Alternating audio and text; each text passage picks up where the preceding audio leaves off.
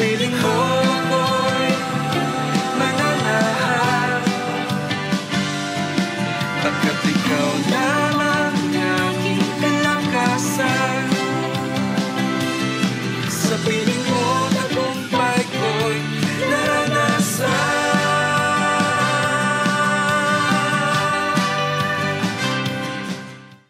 Hallelujah! Praise God! Magandang umaga po sa ating lahat. Welcome po muli sa ating pong programa, Ang Araw-Araw ng Pagpapala. Ako po muli si Pastor RJ Magno from JCSGO Christianville Family.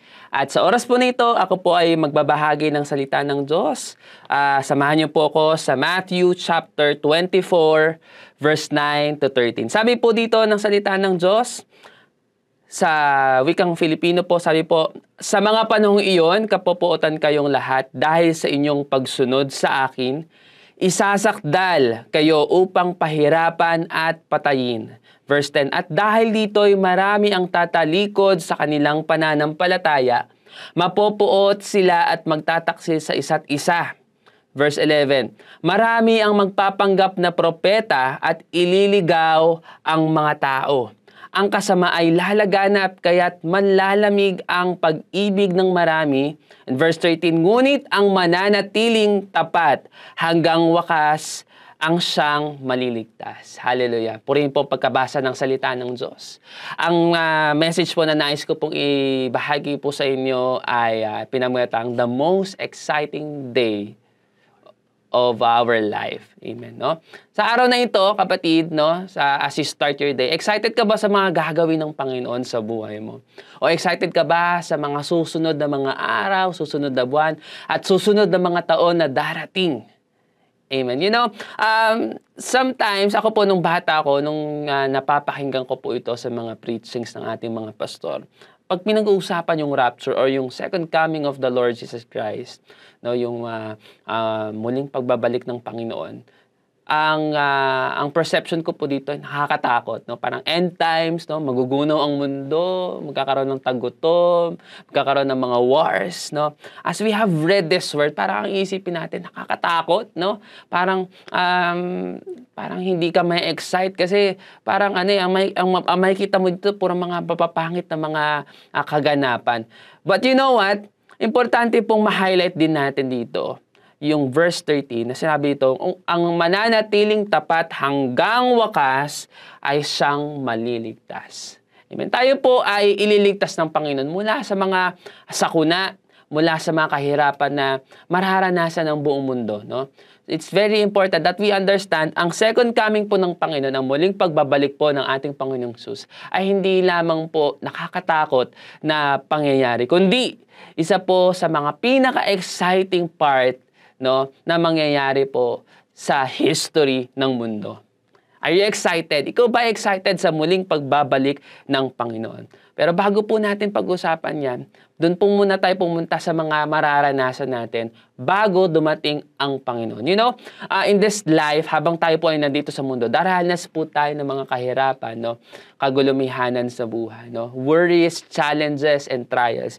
But you know, we need to understand na sa kalagitnaan po ng mga mararanasan natin. Sinabi po, yung binasa po nating verse kanina, verse 9, 10, and 11. Binanggit po dyan, no, na sa panahong iyon, tayo po ay ipapersecute, tayo po ay kapopoto ng mga tao dahil po sa ating pananampalataya, dahil po sa ating pagsunod sa Panginoon, no?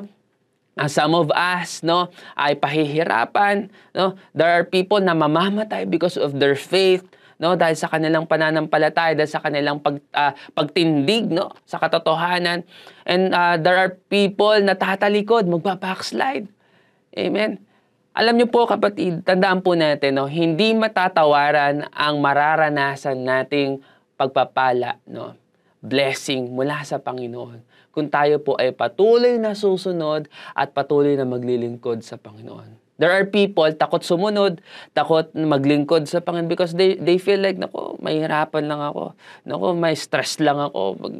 Magsaserve ako, nagtatrabaho ako, nag-aasikaso ako ng pamilya ko. No, magsaserve pa ako, parang dagdag lang sa oras ko yan, dagdag lang sa alalahanin ko yan. At one thing that I've understand, isang bagay po na naunawahan ko, na kapag tayo po ay naglilingkod sa Panginoon, mararanasan po natin ang biyaya at pagpapala ng Panginoon sa ating mga buhay. Mahalaga po na tayo po ay ma-excite sa muling pagbabalik ng Panginoon. Habang tayo po ay naghihintay sa muling pagbabalik ng Panginoon, dapat po meron po tayo excitement.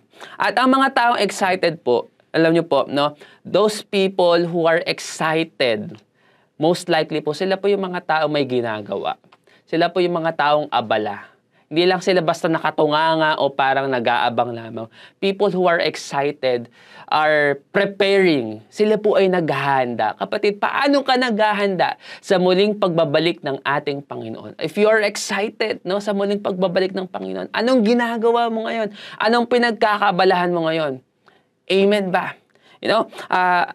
Halaga po maunawaan natin na ang muling pagbabalik ng ating Panginoon, ito po, it is a sure coming. Sigurado po na darating po ang ating Panginoon. No, wag na tayo mag-alinlangan, no, na darating ba si Lord? Totoo ba yan? Nasasulat po sa Biblia, no, nasusulat po sa salita ng Diyos ang muling pagbabalik po ng ating Panginoon. Amen? It is a surprise coming. No? Ang pagbabalik po ng Panginoon ay hindi po ito bagay na meron nang sasabihin sa'yo na ganitong oras, ganitong araw, no, darating si Jesus. No. Anytime, no? Maaring mamaya, maaring bukas, maaring sa susunod na araw. Hindi natin nalalaman kung kailan talaga darating yung siguradong eksaktong oras o araw na pagdating ng Panginoon. Pero darating ang ating Panginoon. Amen. Hallelujah. If you're excited sa muling pagbalik ng Panginoon, I encourage you, kapatid, no, ano man po ang inyong kalagayan sa mga oras nito, especially sa mga kabataan po, no, especially po this coming October 12 na magkakaroon po ng online gathering po ang ating pong mga champ young adults, no. I want to remind all of us, no, tayo po ay maging excited, no, sa lahat ng mga gawain sa Panginoon, no. Isang tabi na muna natin yung ating mga kabalahan sa buhay, no. Importanteng bigyan natin ng panahon ng Panginoon, no. Hindi lamang kapag meron kang ekstrang oras, hindi lamang kapag malungkot ka o may pinagdadaanan ka, bigyan natin, paglaanan natin ng panahon ang ating Panginoon, no? Huwag tayong basta lang maging busy sa mga ginagawa natin, trabaho, sa pamilya. Always spend time. If you're excited sa second coming ng Panginoon, spend your time serving the Lord. Tayo po ay manalangin sa oras na ito.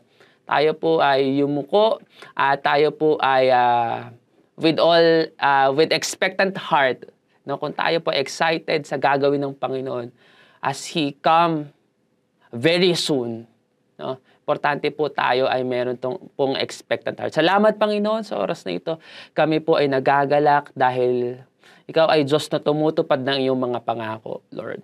Salamat, Lord, na anumang sitwasyon ng aming mga buhay, Lord, some of our families, Lord, some of our kapamilya, Panginoon, Lord, kapatid sa Panginoon, are going through persecutions, challenges in life. Kapatid, kung ikaw ito, I pray na bigyan ka ng Panginoon ng kalakasan. Bigyan ka ng Panginoon ng katatagan sa oras na ito. Whatever you're going through, I pray the Lord will strengthen you, the Lord will empower you, and the Lord will bring hope in your life.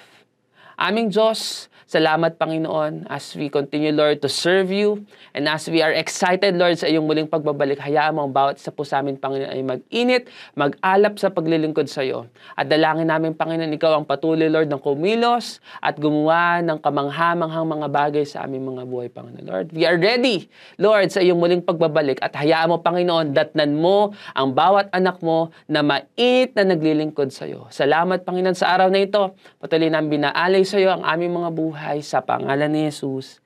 Amen, amen. God bless us all po.